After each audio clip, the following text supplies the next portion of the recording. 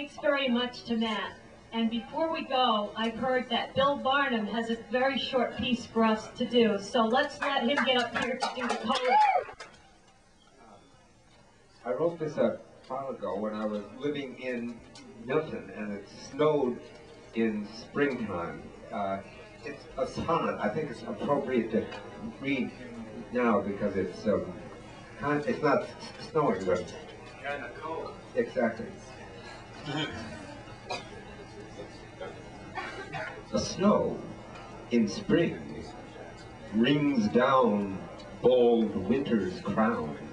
It circles through swift wind with darkness fed from eyes that see an end for all that's born until it's grown and gone when none can tell. Within each hour there flies its minutes fall. Tall flowers that spawn shall in their twilight fade. Now wary bees will carry pollen thought to bloom, till doom here balances our fate. Fresh lips are stretched across a fluxless skull, with momentary moisture poised to press before new flesh turns into bone, and lust must hang its teeth while drowning loves confess, since every life is growing in its time, a seed of what beneath the earth still lies.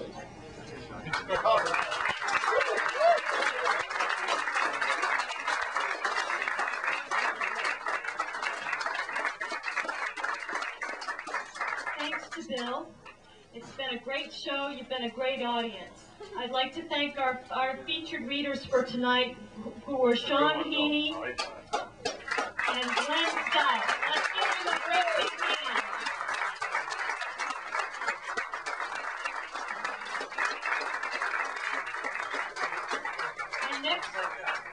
And next week we have something extra special for you. We have the new Renaissance minstrels and visual poetry with synthesizer, Celtic harp, zither, and scarf juggling, with Timothy Mason, Marion Craiglaw, Christopher Rowan, and Marion Street People. So I hope that you'll all come back next week for that. And then we have a couple of announcements by Jack Powers, who's going to come up here right now. Thanks. Good night. As usual, I have the privilege of introducing Paul Sincotta. Before I introduce Paul, I'll just say one thing.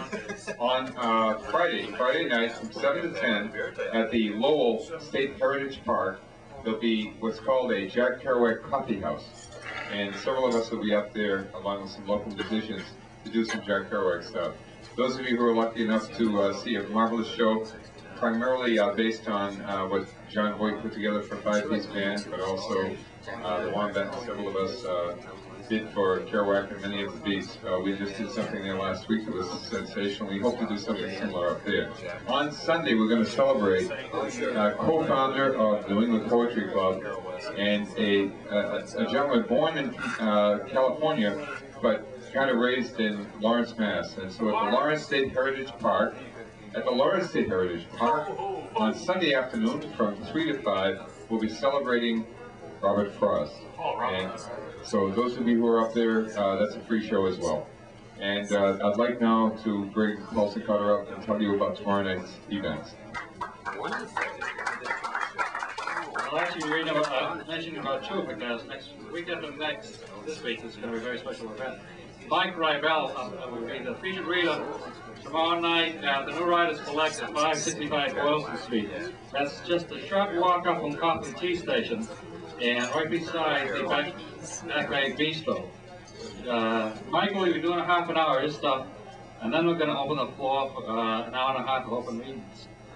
And returning to Boston Poetry after a while, Danny Cantor on March 29th will be a storytelling session of two great stories out of Jewish folklore.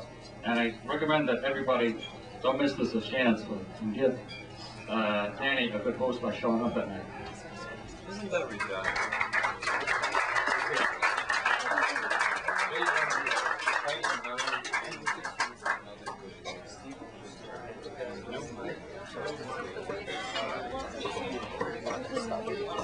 We'd like to give one last thanks to Steve Oakley and John Clifford, who run this place, and especially thank them for giving us a new mic. Woo! And don't forget to tip me later. Good night.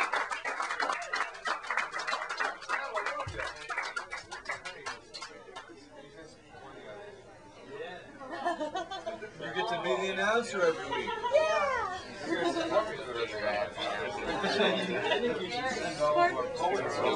You've won the Jack's Too Tired to Do It Anymore award.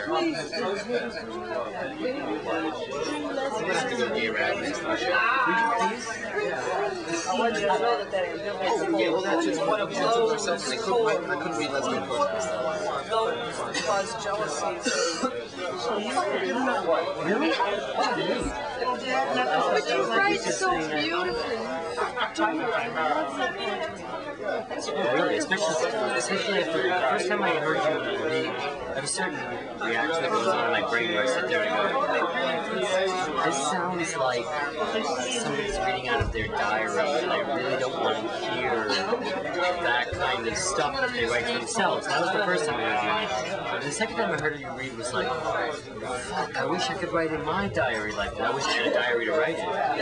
But like the first time it struck me as being the type of writing that they call diary writing, which is that real personal, confessional sort of stuff. And then it was just like, I wish I could be that honest. I mean, I go for honesty by metaphor, rather than just saying what it is I have to say. I really admire you for that. Gall, guts, those other G words. Yeah, I don't know. This is my diary. But then that's Hey, thank you, Josephine. We'll see you soon. well, there's a kind of poetry that can actually do that and doesn't